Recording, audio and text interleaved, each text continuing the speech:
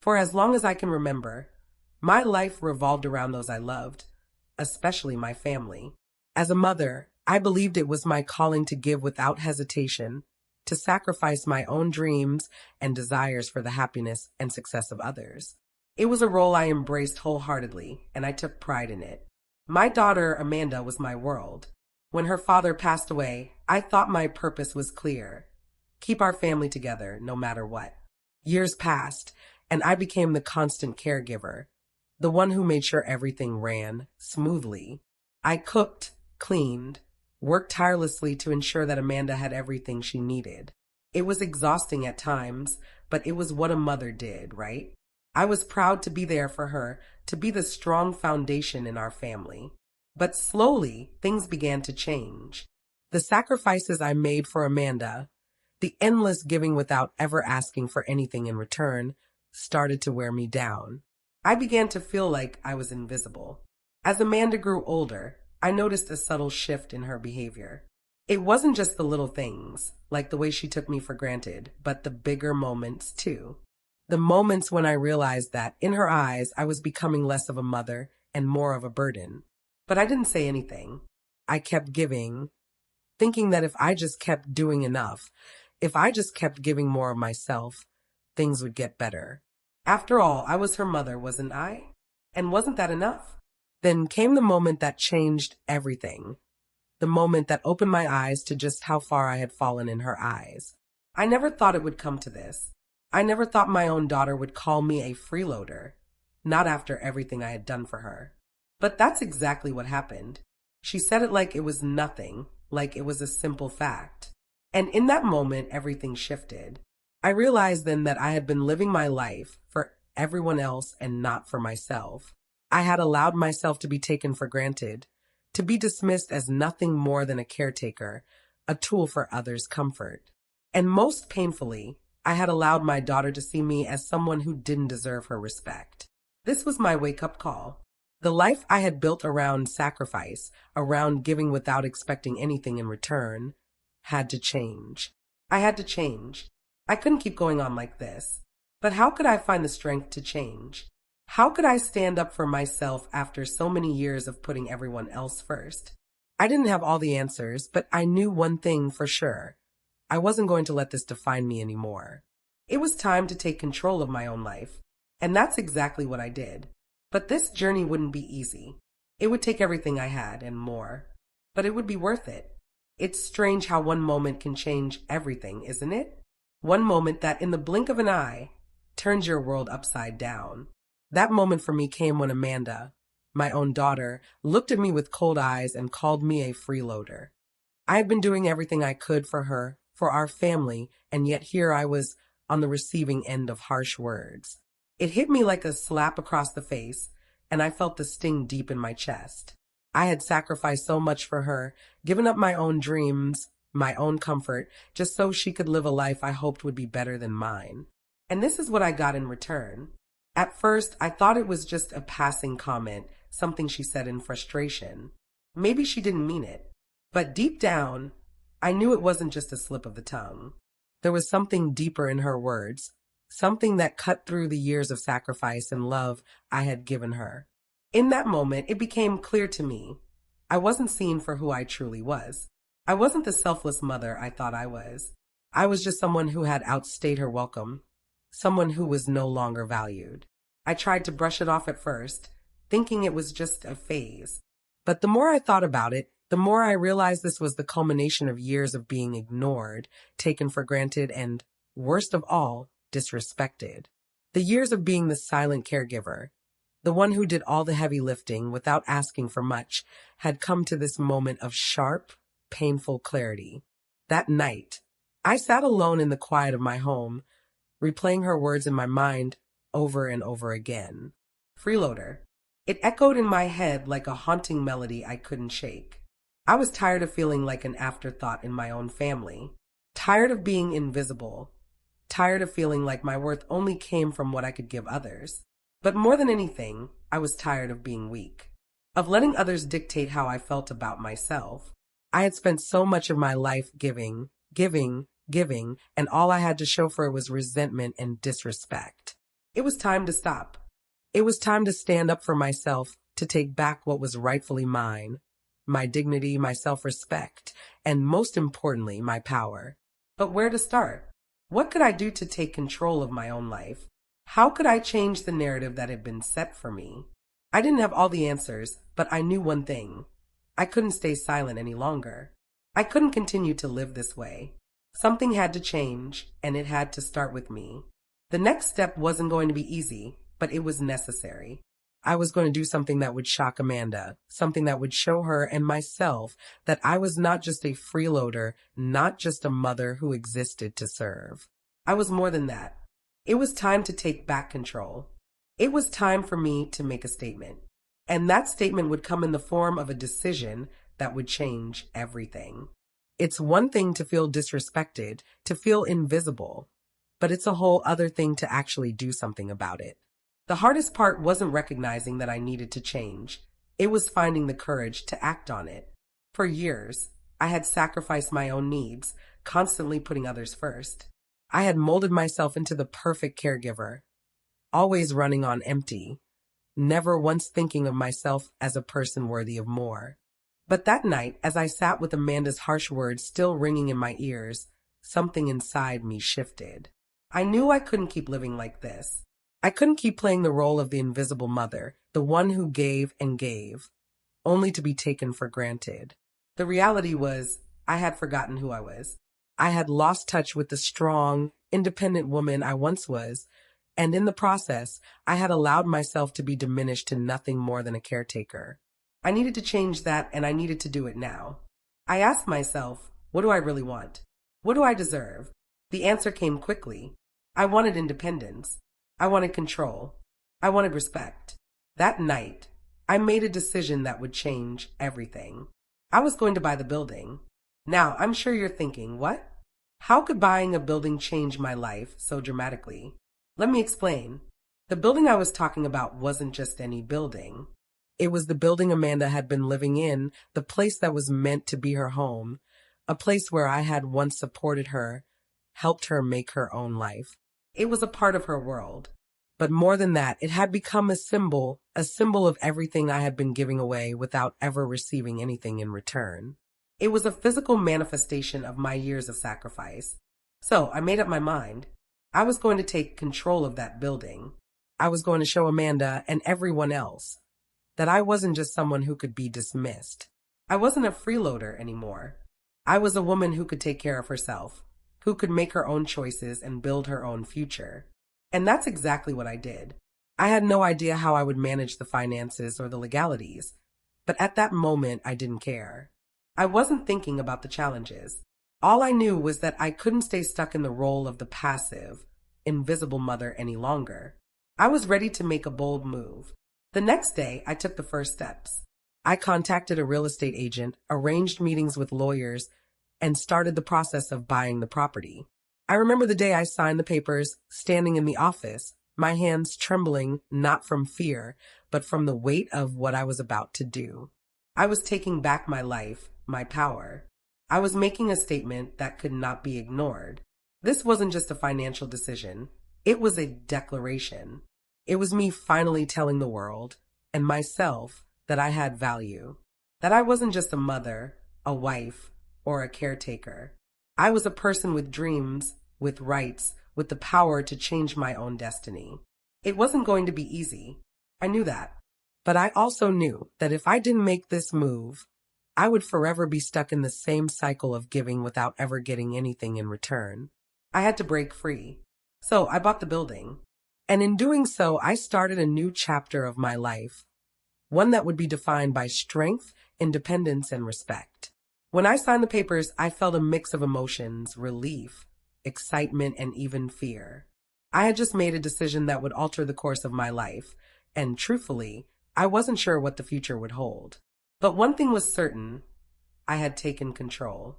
For the first time in a long time, I was the one calling the shots. The next few days were a whirlwind. I met with contractors, arranged for repairs, and handled all the details of becoming the building's new owner. But the most important part of this process was yet to come. How would Amanda react? I knew that taking ownership of the building would shock her, but I never anticipated just how stunned she would be. The truth is, I wasn't prepared for the way she would respond. When I told Amanda about my decision, her face dropped. She stared at me, disbelief and anger flashing in her eyes. I could see that she felt betrayed, that she didn't understand why I had done this.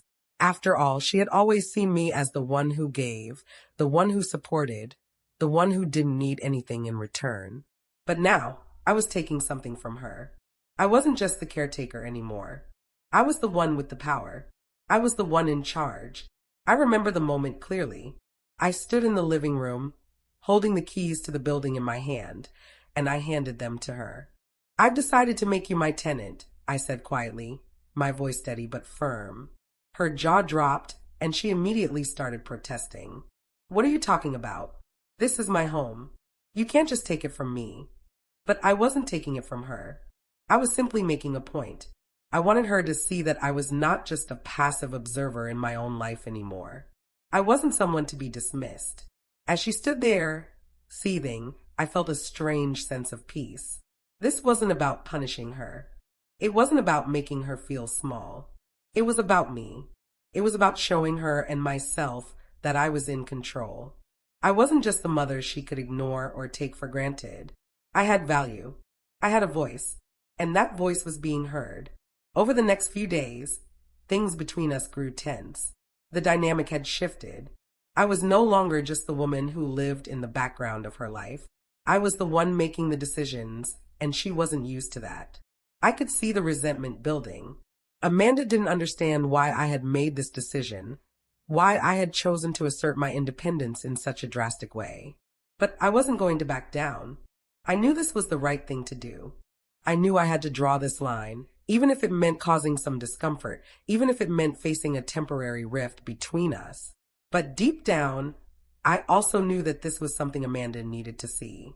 I needed to show her that there were consequences to how she had treated me. Not in a harsh way, but in a way that made her realize that I wasn't going to tolerate being treated like an afterthought any longer. I wasn't just her mother. I was a person. I was someone with dreams, with boundaries, with a life of my own. And I wasn't going to apologize for that anymore. It was a difficult time. I could feel the tension in the air every time we spoke. But I also knew that this was necessary. This wasn't just about the building. This was about me reclaiming my life, my voice, and my self-worth. In the end, Amanda would have to come to terms with the fact that things had changed. But I wasn't worried. I knew this was just the beginning of a new chapter for both of us. One that would require patience, understanding, and most importantly, respect. But for the first time in years, I was no longer just the woman behind the scenes. I was the one in control of my story, and that felt incredibly freeing. At first, I thought the tension between Amanda and me would be short-lived. I imagined that, after a few awkward days, things would return to normal. I expected her to eventually understand why I had done what I did, to see that it wasn't just about control, but about me finding my voice. But as the days went by, it became clear that the fallout from my decision was more intense than I had anticipated. Amanda didn't take it well, to say the least. She was furious, hurt, and confused. I could see it in her eyes every time we spoke. This mixture of disbelief and anger, like she couldn't understand. Why her mother, the one who had always been there, would suddenly change so dramatically. The woman she had known was the one who had always been selfless, who always put family first, who never made waves. And now here I was standing in front of her, a completely different person. She didn't understand why I had decided to take control of the building. To her, it felt like a betrayal. She had always seen herself as the one in control of her life, the one who could make decisions without interference. But I wasn't interfering. I was asserting my right to exist outside of her expectations, outside of the role she had created for me. And yet, every conversation we had felt like walking on eggshells. She accused me of being selfish, of not thinking about how my actions affected her. She didn't understand that this wasn't just about her. This was about me standing up for myself after years of being invisible in my own life. I wanted to explain. I wanted her to understand that I wasn't trying to punish her. I wasn't trying to hurt her or make her feel like she wasn't important. But the truth was, I didn't owe her an explanation. I had lived my life for so long with my needs on the back burner, always focusing on her, always putting her needs before mine. It was time for me to change that. I had to do this for myself, but that didn't make it any easier to bear the emotional weight of her rejection. It hurt to see her so upset, so angry. I had spent my whole life loving her, nurturing her, doing everything in my power to make her life better. And now here I was, being treated like I had betrayed her. The guilt crept in. Was I doing the right thing? Was this truly the path I needed to take? Despite the guilt, though, I couldn't turn back. I had made a decision, and I couldn't let fear of conflict or rejection stop me from following through. It was painful, yes, but I knew that what I was doing was necessary for my own growth. I couldn't keep living in the shadow of my daughter's expectations. I couldn't keep being the person who was always expected to give without ever receiving anything in return. As the days turned into weeks, I started to realize that the fallout wasn't just between Amanda and me. It was also within me. I had to confront the fear, the doubt, and the loneliness that had plagued me for so long. The woman who had been afraid to take up space, afraid to assert her worth, was now standing in her own power. And that was a beautiful thing, even if it didn't feel like it in the moment. Amanda's anger was raw, and I knew that it wasn't going to disappear overnight. I understood that she needed time to process what had happened. But in some strange way, I also understood that I needed time too. Time to adjust to this new version of myself. Time to find my footing in this new world where I was no longer just the caretaker, no longer just the mother. It was a lonely time, a confusing time, but it was also a liberating one. I had taken control of my life, and no matter how difficult the fallout was, I knew I could never go back to being the person I had been before.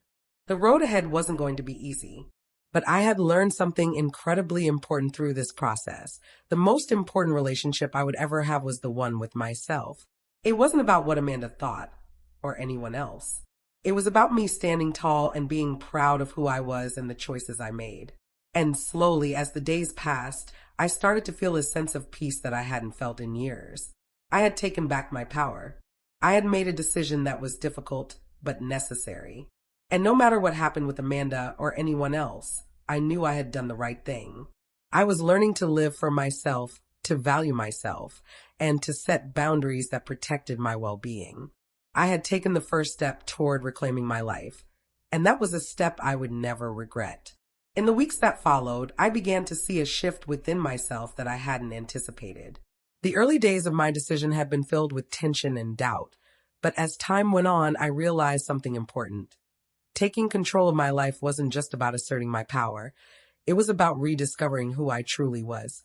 For so many years, I had been consumed with roles: mother, wife, caretaker. And while I loved these roles, they had defined me for far too long. I had forgotten about the woman I used to be, the woman who had dreams and passions outside of caring for others. When I bought that building, I didn't just reclaim a physical space, I reclaimed my identity. I was no longer just someone's mother or someone's caretaker, I was me. And that was both exhilarating and terrifying. I had spent so many years putting my own needs aside, and now I was faced with the challenge of figuring out who I was without those roles. I began to question what I wanted out of life, what made me happy, and what would bring me fulfillment. It wasn't easy. It wasn't like flipping a switch and suddenly everything fell into place. I struggled with the loneliness. I missed the comfort of always having a purpose. But slowly, I started finding my way again. I took up hobbies I had long forgotten. Things I used to enjoy before life became a series of sacrifices. I started painting again, something I hadn't done in years. The simple act of picking up a paintbrush felt like a form of self-therapy, a way of expressing everything I had been holding in. I also began to meet new people who saw me as more than just a mother or a caretaker. They saw me as an individual with stories to share, with experiences of my own. It was strange at first, but I began to appreciate these new connections. For the first time in a long time, I felt like I was part of something, not because of what I could give, but because of who I was. But even as I began to rebuild my life, I couldn't ignore the emotional toll my decision had taken. The relationship with Amanda remained strained. There were moments when I felt the weight of the distance between us, her disappointment, her anger, and her confusion. I wanted things to go back to the way they were, to feel close to her again, but I knew that healing would take time. I had to accept that this process of rebuilding wasn't just about me, it was about all of us. Amanda needed time to come to terms with the changes. She needed space to understand why I had made the decisions I did. And I had to give her that space, even if it meant being patient and accepting the discomfort of our current situation. There were days when I doubted my decision. I wondered if I had made a mistake, if my actions had pushed my daughter too far away. But then I would remind myself why I had done it in the first place, to regain control, to set boundaries, and to remind myself of my own worth. I wasn't going to apologize for that. I wasn't going to regret it. As the months passed, I began to see a subtle shift in our relationship. Amanda and I started communicating more, albeit in a more cautious way. She wasn't ready to fully embrace the changes, but she was beginning to see me differently. I wasn't just the mother who had always given and given. I was someone who had taken a stand for herself, someone who had the strength to make hard decisions. And, slowly, she started to respect that. Rebuilding my life was a slow process. It wasn't just about finding new hobbies or making new friends. It was about reclaiming my self-worth piece by piece. It was about learning to love myself again, to value myself not because of what I could do for others, but because of who I was as an individual. I wasn't fully there yet. I still had a lot of work to do, a lot of healing to undergo. But every step I took, no matter how small, felt like progress. I was no longer the woman I had been before, the one who had lived her life on the sidelines, giving everything and expecting nothing in return. I was becoming someone stronger, someone who understood the importance of boundaries, of self-respect, and of taking control of her own life. And that was a life worth living. As I looked back at the road I had traveled, I couldn't help but feel proud. Proud of the decisions I had made, proud of the strength I had found in myself. And while I still had a long way to go, I knew I was on the right path. I was reclaiming my life, my voice, and my power, and there was no turning back.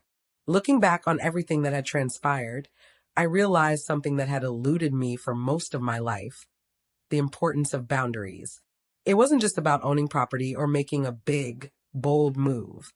It was about understanding that I had the right to be respected, the right to stand up for myself, and the right to say no when necessary. For so long, I had lived my life in a way that allowed others to define me. As a mother, I gave and gave, thinking that was my sole purpose in life, that if I just sacrificed enough, everything would turn out okay. But in the end, I had to learn the hard way that constantly giving without receiving respect or recognition wasn't a healthy way to live. It was draining, it was suffocating, and ultimately it left me feeling invisible. The greatest lesson I learned from this entire experience was that it's never too late to set boundaries. Whether it's with your family, your friends, or even yourself, boundaries are necessary for maintaining self-respect and well-being. For years, I had allowed myself to be taken for granted. I had let my daughter see me as someone who existed solely to fulfill her needs, without ever considering my own. I spent so many years putting my own needs last, thinking that was what being a good mother meant. But I now realize that by not taking care of myself emotionally, mentally, and financially, I wasn't showing Amanda how to live a healthy, balanced life. I was showing her the opposite, that it was okay to neglect your own needs for the sake of others. This was the part of the story where I began to shift. The change wasn't easy, and it didn't come all at once. There were still moments of doubt, moments when I questioned whether I had done the right thing. But slowly, I began to see the value of setting boundaries, of prioritizing my own well-being and happiness. Another crucial lesson I learned was that taking control of your life doesn't mean disregarding others. It means taking responsibility for yourself. I wasn't trying to hurt Amanda or make her feel less than. I wasn't trying to punish her for the way she had treated me. What I was doing was telling her that I, too, had worth. I, too, deserved respect. And by asserting myself, I wasn't just teaching her a lesson. I was teaching myself. The lesson wasn't just about boundaries. It was about self-love. It was about knowing that I was worthy of respect, of time, and of care. That I didn't have to live in the shadow of someone else's expectations. I had spent so many years thinking that my value came from being a selfless mother, always putting my family first. But I learned that my value came from within, not from how much I could give, but from who I was as a person. This was an important realization, and it came with its own set of challenges. There were still moments when I felt guilty for putting myself first, when I questioned whether I had done the right thing by buying the building, by asserting my independence in such a dramatic way. I missed the close relationship I once had with Amanda. I wanted things to go back to normal. But then I remembered, normal had never really worked for me.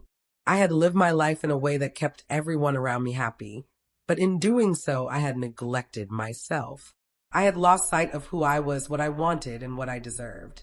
So, while the fallout with Amanda was painful, it was also necessary.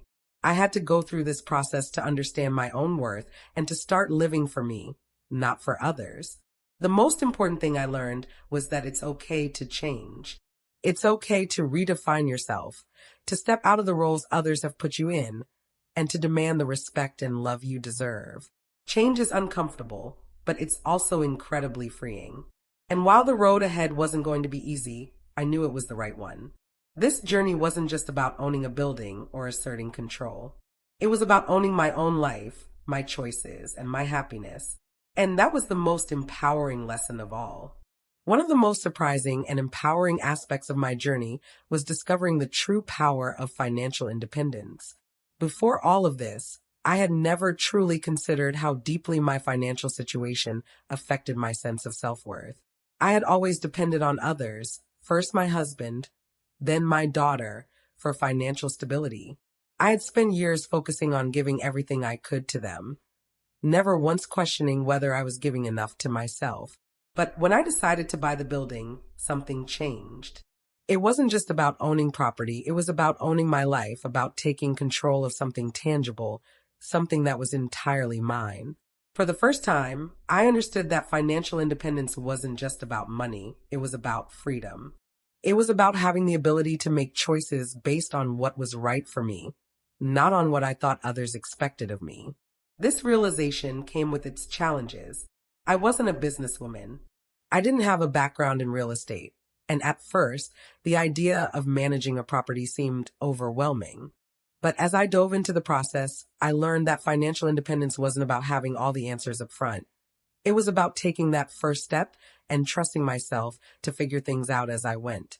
When I signed the papers for the building, I was no longer just the woman who had been dependent on others. I was the woman who had made a bold decision, a decision that required me to stand on my own 2 feet.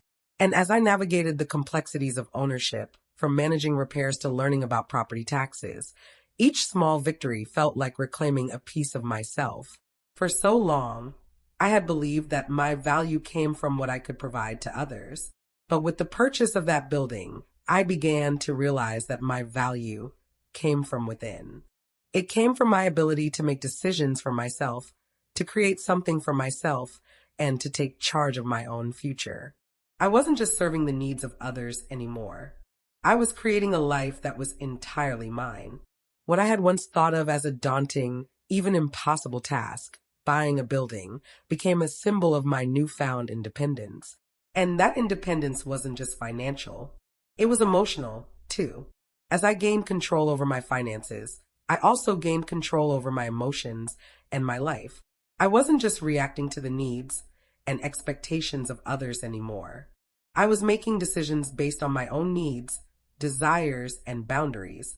I also realized that financial independence was about respect, not just from others, but from myself.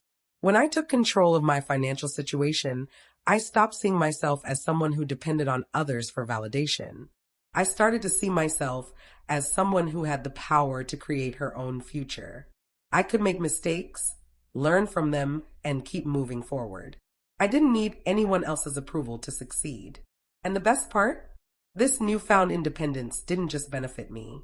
It began to change how others saw me, including Amanda. As the weeks passed, I noticed a subtle shift in how she interacted with me.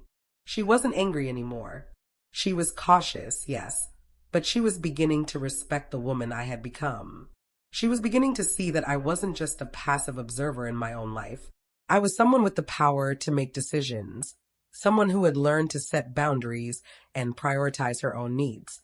Financial independence, in the end, became a foundation for everything else. It gave me the strength to face the fallout with Amanda, the courage to rebuild my life, and the confidence to take on whatever challenges came my way. It was the key to unlocking my self-respect, my sense of power, and my ability to live life on my own terms. As I looked back, I realized that owning that building wasn't just about a physical property. It was about owning my life, my decisions, and my future. And for the first time in a long time, I felt truly free. Time has a way of healing wounds, though the process is often slower than we expect. For weeks, the space between Amanda and me seemed vast, as though our relationship had shattered into pieces too small to ever be put back together. I had made a decision that changed everything. And while I didn't regret it, I could feel the tension, the unspoken anger, lingering in the air. We both had our pride. I had made my stand and she had made hers. But as time went on, I began to wonder if there would ever be a point where the walls between us would come down. And then it happened. It wasn't dramatic or immediate. It wasn't some grand gesture or an apology out of nowhere. It was subtle, but it was there. One afternoon, after a long day, I found Amanda sitting in the living room, her eyes not filled with anger, but with something more complex.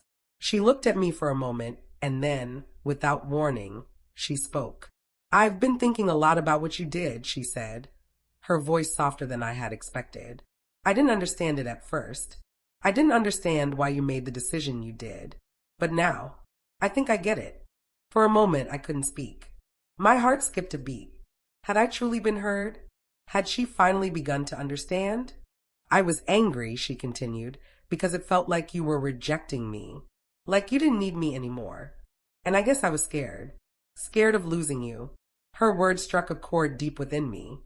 The anger had melted away, replaced by a vulnerability I hadn't seen in her for a long time. She wasn't just angry at me anymore. She was expressing fear. A fear of being abandoned, of losing the connection we had. It wasn't easy for her to admit, and I realized in that moment how much pain she had been carrying. I sat down beside her, taking a deep breath before speaking. "Amanda, I didn't want to hurt you. I never wanted to push you away. But I had to do this for myself. I had spent too many years living for everyone else, never asking for anything in return. I needed to find my voice again, to remind myself that I matter. But I see now that it hurt you, and I'm sorry for that. I didn't mean to make you feel like you weren't important to me." Tears welled up in her eyes as she looked at me. "I was so focused on what I thought I was losing that I didn't see what you were gaining.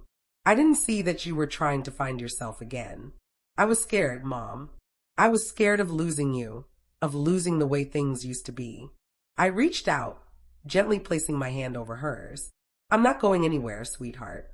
I'm still here. I just needed to find a new way of being here for both of us."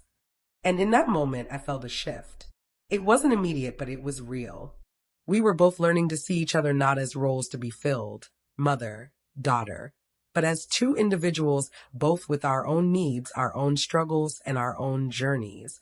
We weren't the same people we had been when everything had started, but maybe that was a good thing. Maybe that was what we both needed to grow. Over the following weeks, things between us began to change. Slowly, we rebuilt our relationship, not on old patterns, but on new foundations. We talked more openly, without fear of judgment. We didn't have all the answers, and we didn't magically go back to the way things were before my decision, but we began to understand each other better. The respect I had longed for was slowly returning, not just from her, but from myself. I had made mistakes along the way, and I had hurt her, but in the process, I had learned something important. It's okay to make difficult decisions for your own well-being. It's okay to put yourself first, even when it feels like you're breaking something apart. Because sometimes things have to fall apart before they can be rebuilt stronger. I also realized that healing doesn't happen in a straight line. Sometimes it's messy. Sometimes it's uncomfortable. But with each conversation, Each small gesture, we were mending what had been broken. We were learning to coexist in a way that honored both of our needs. And while our relationship was still evolving, it was no longer defined by the tension, the anger, or the hurt. It was defined by understanding, by forgiveness, and by the realization that sometimes love requires growth, change, and a willingness to accept each other as we are, flaws and all. In the end, it wasn't just the building that I had to take ownership of. It was my life, my choices, and my relationship with Amanda. And though the path wasn't easy, I knew that taking this journey was the best thing I could have ever done. Not just for me, but for her, too. Looking back, I see a journey that has shaped me in ways I never could have imagined. The path I walked wasn't easy. It was filled with moments of doubt, pain, and confusion. But it was also a path of transformation, a path where I took control of my life, rediscovered my worth, and rebuilt relationships that were once fractured. The decision to buy that building was more than just a financial move. It was a declaration of independence, a declaration that I was no longer going to live in the shadows of others' expectations, no longer going to define myself by what I could give or how much I could sacrifice. I was going to live for myself, to honor my own needs, to say no when necessary, and to prioritize my well-being. It wasn't just about the property. It was about reclaiming my voice and my power. It was about reminding myself that I had value, that I was worthy of respect, and that it was okay to set boundaries. And though the road was challenging, the lessons I learned were invaluable. I discovered the power of financial independence, not just in the form of owning property, but in the sense of taking charge of my life. I learned that I didn't have to depend on others to feel validated, that I could build a life for myself based on my own choices and my own strength. I also learned the importance of boundaries. I had spent years putting others first, neglecting my own needs, and allowing myself to be taken for granted. But by setting those boundaries, I began to see myself in a new light, not as someone who exists solely to serve others, but as someone with her own voice, her own desires, and her own worth. And most importantly, I learned that it's never too late to change, to rebuild, to reclaim the life you want. No matter how old you are, no matter how deep the wounds, you have the power to heal, to grow, and to shape your own future. As for Amanda, the healing process is ongoing. Our relationship is not perfect, but it's stronger than it was before. We've learned to see each other as individuals, each with our own needs and boundaries. And while there's still much to navigate, I know that we're moving forward with mutual respect, understanding, and a deeper love for one another. Moving forward, I no longer feel the weight of my past decisions. I no longer feel the need to apologize for taking care of myself. I've come to realize that doing what's best for me isn't selfish, it's essential. And by doing so, I'm better able to give, to love, and to be present for those I care about. In the end, I am no longer the woman I was before, someone who gave everything and expected nothing in return. I am someone who has learned to live for herself, to set boundaries, and to honor her own worth. And that is a journey I wouldn't trade for anything. So, to anyone out there who feels forgotten, overlooked, or invisible, I want you to know that you are not alone. You have the power to change your life. You have the right to set boundaries, to stand up for yourself, and to create a life that reflects your true worth. It's never too late to start, and it's never too late to take control. You are worthy. You matter. And it's time for you to step into your own power. Thank you for walking this journey with me. And remember, no matter what life throws your way, you have the strength to rise. Keep moving forward and never forget that you are enough.